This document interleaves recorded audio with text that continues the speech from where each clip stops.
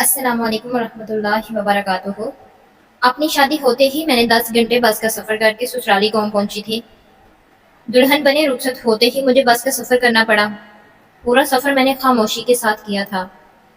گاؤں میں سسرالی گھر پہنچ کر مجھے کمرے میں بٹھا دیا گیا۔ میں ایک BA پاس لڑکی تھی۔ میری شادی گاؤں کے کسان کے ساتھ کر دی گئی۔ میں پھوٹ پھوٹ کر نہ روتی تو اور کیا کرتی۔ میرے دل میں کوئی امنگ نہیں تھی، بس افسوس تھا، تکلیف تھی، آنسو تھے، غم تھا۔ جب میرا شوہر غلام محمد میرے کمرے میں آیا تو میرے چہرے پر ہاتھ درجہ ناگواری سی چھا گئی تھی۔ میں نے اس پر ایک اچٹتی سی نظر ڈال کر ہٹا لی تھی۔ سفید شلوار قمیض پہنے، اس پر بڑی بڑی مونچھیں، وہ بالکل پینڈو سا لگ رہا تھا۔ مسکرانے پر بتیسی پوری باہر نظر آ رہی تھی۔ وہ آ کر میرے پاس بیٹھ گیا۔ وہ کچھ دیر مجھے ماہویت سے دیکھنے لگا۔ اس کا یوں دیکھنا بھی مجھے برا سا لگ رہا تھا۔ وہ مجھے ایک آنکھ بھی نہیں با رہا تھا۔ مجھ سے کہنے لگا، میں بہت خوش قسمت ہوں جو مجھے آپ جیسی خوبصورت اور پڑھی لکھی بیوی ملی ہے۔ میں نے اس کی بات سن کر ایک تیکھی نظر ان پر ڈالی اور کہا، میں بدقسمت ہوں جو مجھے تم جیسا ان پڑھ، گوار، جاہل، پینڈو سا شوہر ملا ہے۔ میری بات سن کر اس کے چہرے کی رنگت بدل گئی تھی۔ کچھ وہ تھا بھی سانولا۔ اس کے آگے کے 2 دانت بھی باہر دکھائی دیتے تھے۔ وہ شاید مجھ سے کھری کھری باتیں سننے کی توقع نہیں تھی۔ میرے اندر تو پہلے ہی زہر بھرا ہوا تھا۔ میرے ماں باپ نے میرے لاکھ منع کرنے کے باوجود میری شادی میرے خالہ کے بیٹے سے کر دی، جو گاؤں میں کسان تھا۔ والدین کا کہنا تھا، لڑکا شریف اور نیک ہے اور کماتا بھی اچھا ہے، تم اس کے ساتھ خوش رہو گی۔ لیکن کیا خوشی کا دار و مدار نیک اور اچھے کمانے تک محدود ہوتی ہے؟ کیا میرے دل کی خوشی کوئی اہمیت نہیں رکھتی؟ میرے اندر منفی سوچوں کی یلغار سا بھرا پڑا تھا۔ ایسی جلن تھی، میرا لہجہ، میرے الفاظ میرے اختیار میں نہ تھے۔ میرا جی چاہ رہا تھا میں غلام محمد پر اپنے اندر کی ساری بڑاس نکال دوں۔ میری بات سن کر وہ حیرت سے مجھے تکے جا رہا تھا۔ پھر کہنے لگا، کیا بات ہے زارا، کیا خالہ نے تمہاری شادی کی چیزیں مرضی سے لینے نہیں دی؟ اسے لگا جیسے بچپن میں میری والدہ پسند کی چیزیں لینے کی بجائے مجھ پر اپنی پسند مسلط کرتی تھی، اور میں بعد میں اپنا غبار سب کے ساتھ نکالتی تھی۔ اب بھی ایسا ہوا تھا۔ میں نے سخت تیور اپنا لیے تھے۔ اگر چیزوں کی ہوتی شاید میں صبر کر لیتی۔ اسے کہا، آئینے میں جا کر اپنی شکل دیکھو۔ کیا تم اس قابل ہو کہ میں تمہارے ساتھ زندگی گزار سکوں؟ نہ تمہارے پاس اچھی شکل و صورت ہے، نہ ہی اعلیٰ تعلیم۔ میرے گھر والوں نے میری زندگی تباہ کر دی۔ اب بات میرے ضبط کے باہر کی تھی اور میں رونے لگ گئی۔ وہ چپ سا ہو گیا، اس کا چہرہ بجھ سا گیا۔ میں نے روتے ہوئے کہا، میں کسی اور سے پیار کرتی ہوں، میں تمہارے ساتھ رہنا نہیں چاہتی۔ میری بات سن کر وہ تعجب سے میرے پاس سے اٹھ کر کھڑا ہو گیا اور کہنے لگا، زارا یہ کیا کہہ رہی ہو؟ ہوش میں تو ہو؟ میں نے کہا، اس میں حیران ہونے والی کیا بات ہے؟ میں جس سے پیار کرتی ہوں وہ تم سے 1000 درجے پیارا اور اعلیٰ تعلیم یافتہ ہے۔ یہ سن کر وہ نم آنکھ کیے واش روم میں چلا گیا۔ اور یہ سچ تھا، میں ایک لڑکے کی محبت میں مبتلا تھی جس سے میری دوستی کالج جاتے جاتے بس اسٹاپ پر ہوئی تھی۔ وہ یونیورسٹی میں پڑھتا تھا۔ یوں ہماری نظروں کا تبادلہ ہوا تھا۔ اس کے بعد فون نمبروں کا تبادلہ ہوا۔ یوں ہماری محبت پروان چڑھی۔ میں اب بھی اپنی قسمت پر رو رہی تھی کہ غلام محمد نم آنکھوں کے ساتھ واش روم سے باہر آیا۔ چہرہ پانی سے گیلا تھا، شاید وہ رو کر آیا تھا۔ اس نے مجھ سے نظریں ہٹا لی اور جائے نماز لے کر نفل پڑھنے لگا، اور اس کے بعد پھوٹ پھوٹ کر رونے لگا۔ میں اپنے کپڑے تبدیل کرنے واش روم میں چلی گئی۔ جب میں سادے لباس میں باہر آئی، وہ زمین پر چادر بچھائے تکیہ لے کر لیٹ چکا تھا۔ میں نے شکر ادا کیا تھا اور بیڈ پر لیٹ کے سو گئی۔ بہت سے دن گزر گئے، نہ میں نے غلام محمد سے بات کی نہ اس نے مجھ سے۔ وہ صبح ہوتے ہی کھیتوں میں چلا جاتا اور شام کو واپس آتا۔ اس کی مٹی اور کھاد سے گندے کپڑے اور اس کے چہرے پر بہتے پسینے کو دیکھ کر میرا جی اور اٹھنے لگتا، جیسے مجھے ابھی الٹی آ جائے گی۔ میں اسے بڑی حقارت سے دیکھ کر منہ پھیر دیتی۔ میرے چہرے کی ناگواری وہ بانپ کر کمرے میں چلا جاتا اور نہا دھو کر واپس آتا۔ میری مجبوری تھی سب کے سامنے بیٹھ کر اس کے ساتھ بیٹھ کر کھانا کھانا پڑتا۔ ہمارے سسرال میں یہ رواج تھا، میاں بیوی ایک ہی پلیٹ میں کھانا کھائیں۔ غلام محمد کے ساتھ کھانا کھانا بھی مجھے ایک بڑی آزمائش لگتا۔ چند دن تو میں آدھی روٹی ہی کھا کر اٹھ جاتی۔ غلام محمد شاید میری ناگواری سمجھ گیا، میں پیٹ بھر کر کھانا کھا سکوں، اس لیے وہ آدھی روٹی کھا کے وہ اٹھ جاتا۔ مجھے اس بات سے کوئی غرض نہیں تھی کہ وہ صبح گیا شام کو لوٹتا ہے، بھوکا پیاسا اپنا خون پسینہ ایک کر کے گرمی میں واپس لوٹتا ہے، اور روٹی بھی پیٹ بھر کر اس سے نصیب نہیں ہوتی۔ مجھے تو بس اپنی ادھوری رہ جانے والی خواہشات پر قلق رہنے لگا تھا۔ مجھے بار بار اظہر کا خیال آنے لگتا۔ میرے پاس جو فون تھا میری امی نے مجھ سے واپس لے لیا تھا، اور یہاں بہو بیٹیوں کو فون رکھنے کی اجازت نہیں تھی۔ جب مجھ سے رہا نہ گیا تو میں سارے لحاظ ترک کر کے غلام محمد سے کہا مجھے اپنا فون دے، مجھے اظہر سے بات کرنی ہے۔ میری بات سن کر وہ مجھے تعجب سے دیکھنے لگا۔ میں نے اس کے ہاتھ سے فون چھین کر اظہر کا نمبر ملا دیا اور بات چیت شروع ہو گئی۔ اظہر بھی میری وجہ سے بہت پریشان تھا۔ میں نے رو رو کر اپنے ساتھ ہونے والی زیادتی کا ذکر کیا جو مجھ پر میرے والدین نے کی تھی۔ غلام محمد کی موجودگی کا بھی مجھے پاس نہ تھا۔ وہ خاموشی کے ساتھ چادر بچھائے زمین پر لیٹ گیا۔ میں کافی دیر اظہر سے بات کرتی رہی، پھر تو میں نے تماشا ہی پکڑ لیا تھا۔ روز میں غلام محمد سے فون لیتی اور اظہر سے بات کرتی رہتی۔ اظہر آپ بھی مجھے اپنانے کے لیے تیار تھا۔ ایک بار فون کے سگنل بار بار ڈراپ ہو رہے تھے۔ غلام محمد سو چکا تھا اور میں کمرے سے نکل کر صحن میں آ گئی تاکہ میں اظہر سے بات کر سکوں۔ صحن میں ہمارے گھر کوئی نہیں سوتا تھا، سب کمروں میں سوتے تھے۔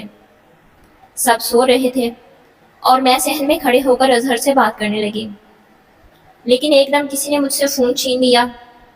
میں نے برجستہ دیکھا تو میرا دیور غصے سے مجھے دیکھ رہا تھا۔ کہنے لگا بے شرم عورت، کیا تم نے غیرت بیچ کھائی ہے؟ شوہر کے ہوتے ہوئے یار پال رکھے ہیں۔ نہ جانے وہ کب سے میری باتیں سن رہا تھا۔ وہ جس قدر بلند لہجے میں بول رہا تھا، آہستہ آہستہ سب لوگ صحن میں جمع ہو چکے تھے۔ غلام محمد بھی آنکھیں ملتا ہوا باہر آ گیا۔ کیا بات ہے، تم نے رات کو کیوں شور مچا رکھا ہے؟ غلام محمد نے سخت لہجے میں میرے دیور کو کہا۔ میرے دیور نے سب کے سامنے میرا پول کھول کر رکھ دیا۔ سب ہی دیکھ کر مجھے حیران تھے۔ مجھے لگا اب تو گھر سے نکال ہی دیں گے، اچھا ہے جان تو چھوٹ جائے گی اور میں واپس گھر لوٹ جاؤں گی، پھر اظہر سے شادی کر لوں گی۔ لیکن غلام محمد نے سب کے سامنے میرے دیور کو جھوٹا کر دیا۔ کہنے لگا یہ میری ہی اجازت سے اپنی سہیلی کو فون کرتی ہے، مجھے اپنی بیوی کے کردار پر بھروسہ ہے۔ خبردار جو کسی نے میری بیوی کے کردار پر شک کیا یا اس کے پاکیزہ کردار پر انگلی اٹھائی تو وہ چند جملوں میں سب کو سمجھا چکا تھا۔ بات وہی ختم ہو گئی، لیکن مجھے اس پر اور بھی غصہ آنے لگا۔ میں نے کہا تم ہوتے کون ہو میرے بارے میں ایسا کہنے والے؟ اچھا خاصا میرا راستہ صاف ہو رہا تھا۔ تم اپنے بھائی کی بات پر اعتبار کر کے مجھ پر الزام لگا کر مجھے گھر سے باہر نکال سکتے تھے۔ تم جانتے ہو میں کس سے بات کرتی ہوں۔ میں یہاں سے چلی جاتی مجبوراً میرے والدین کو میری شادی اظہر سے کروانی پڑتی، لیکن تمہاری ان باتوں نے میری راہیں بند کر دی۔ تم میرا پیچھا چھوڑ کیوں نہیں دیتے؟ میری بات اس نے خاموشی سے سنی جو میں غصے میں کہہ رہی تھی۔ وہ کہنے لگا اگر تم میرے ساتھ نہیں رہنا چاہتی تب بھی میں آپ کے کردار پر غلط بات برداشت نہیں کر سکتا۔ تمہاری اور تمہارے ماں باپ کی عزت میری عزت ہے۔ میں سارے الزام خود پر لے کر تمہیں چھوڑ دوں گا تاکہ تم پر کوئی انگلی نہ اٹھا سکے۔ 2-3 دن میں تمہیں شہر لے کر جاؤں گا۔ اگر وہ لڑکا تمہیں عزت سے اپنانے کو تیار ہے تو میں خود پر الزام لے کر تمہیں خالہ کے گھر چھوڑ دوں گا اور بعد میں طلاق بھی بھیج دوں گا۔ غلام محمد کی بات سن کر میں پہلی بار لاجواب ہو گئی تھی۔ وہ کم تعلیم یافتہ تھا، وہ بالکل ان پڑھ انگوٹھا چھاپ تھا، لیکن عزت غیرت کی بات اچھی طرح سے جانتا تھا۔ لیکن نہ جانے کیوں میرے اندر اس کے لیے جذبات بدلنے لگے تھے۔ لیکن میں نے اپنے آپ کو جھٹکا اور اظہر کو ساری بات بتا دی۔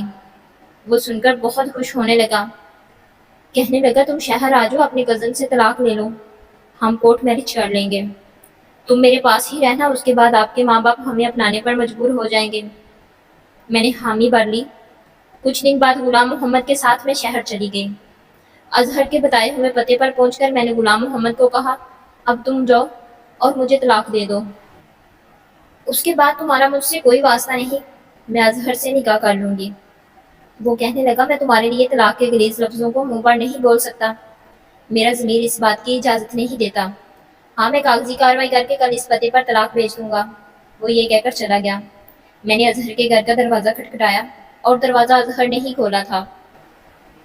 وہ مجھے دیکھ کر مسکرانے لگا۔ میں اس کے ساتھ گھر میں داخل ہو گئی، لیکن گھر میں اس کے گھر والے نظر نہیں آ رہے تھے، حالانکہ وہ مجھ سے کہہ رہا تھا کہ میں نے تمہارے بارے میں اپنے گھر والوں کو بتا دیا ہے۔ میں خالی صحن دے کر پوچھنے لگی، تمہارے گھر والے کہاں ہیں؟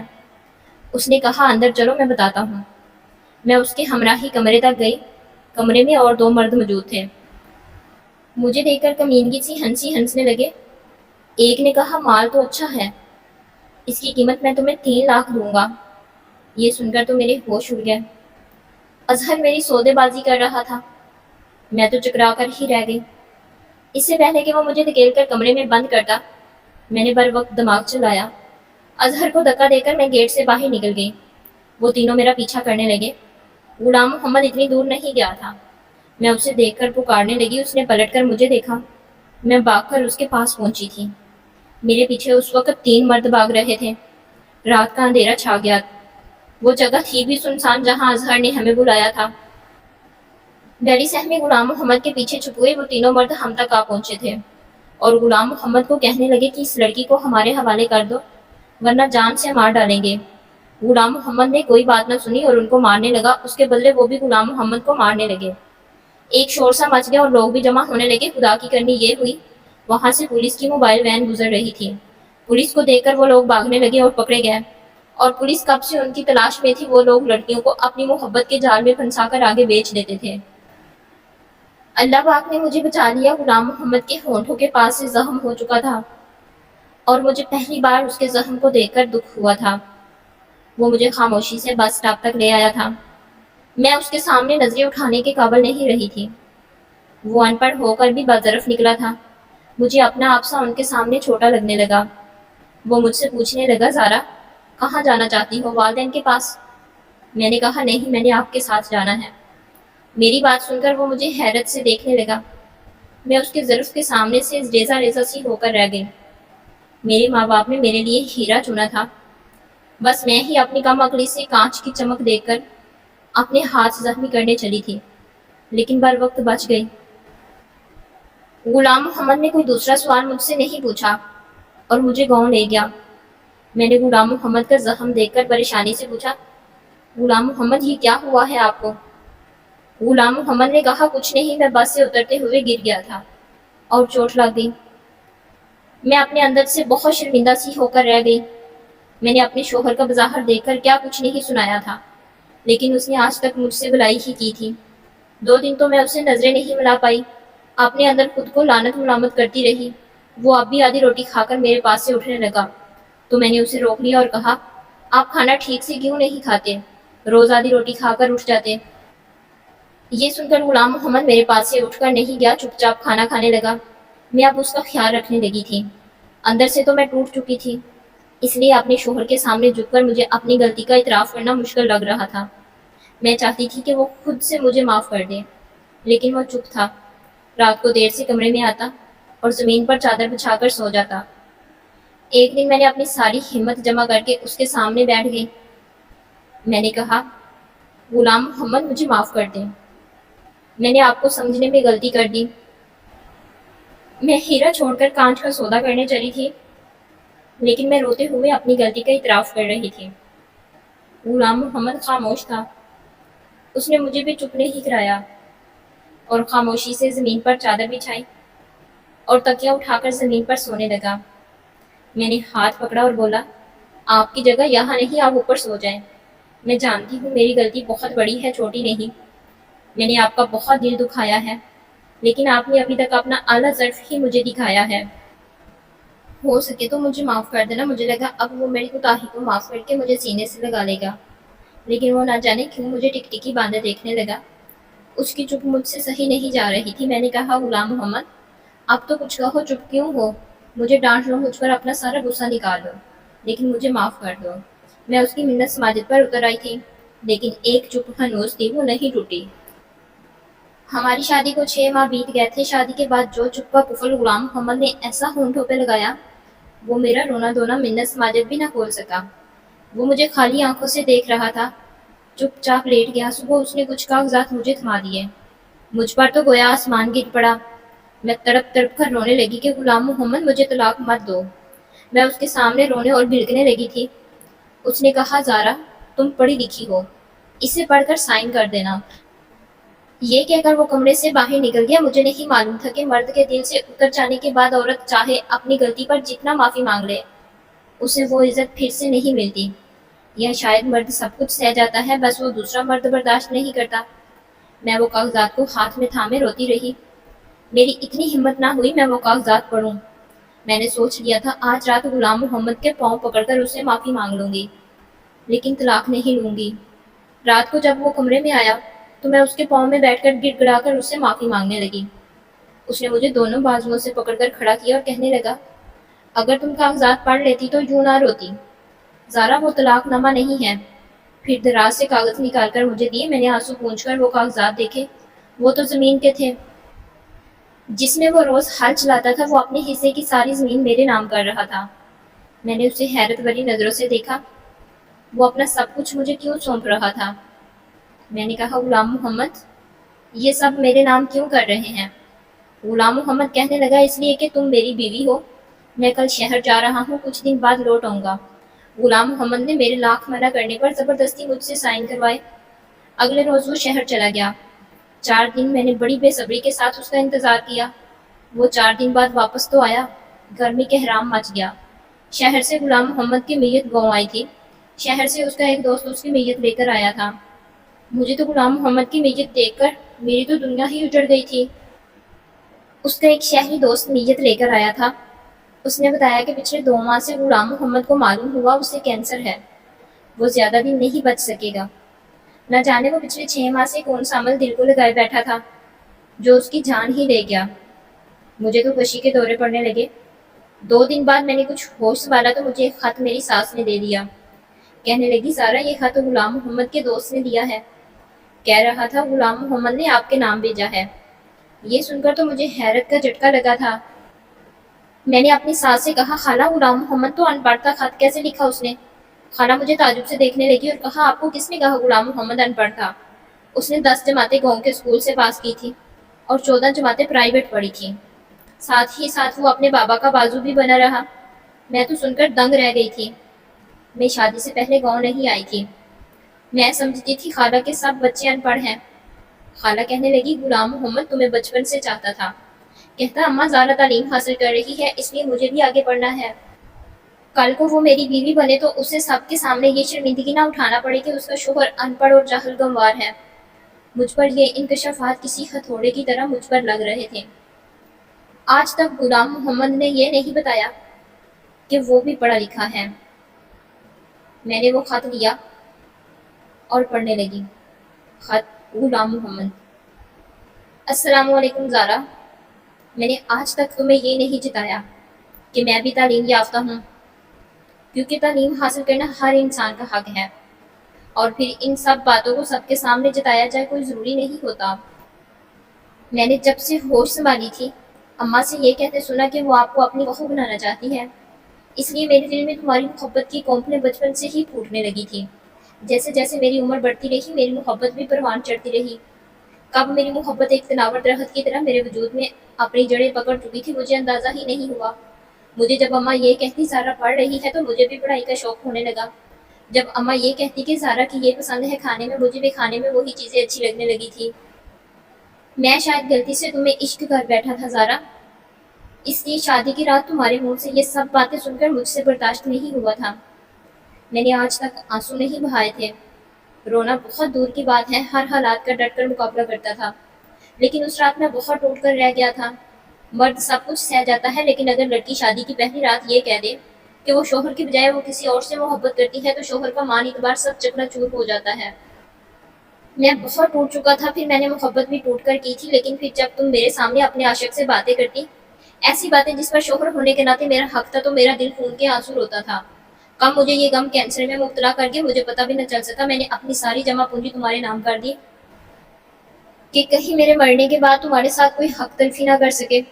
تم آزاد ہو زارا، پوری عزت کے ساتھ تمہیں کوئی بھی اپنا سکتا ہے۔ میری محبت شاید میرا مسئلہ تھی، اس لیے قبر تک میرے ساتھ جائے گی۔ خط پڑھتے ہوئے میں زاروں کی طرح رو رہی تھی۔ یہ میں نے کیا کر دیا، کیوں کر دیا؟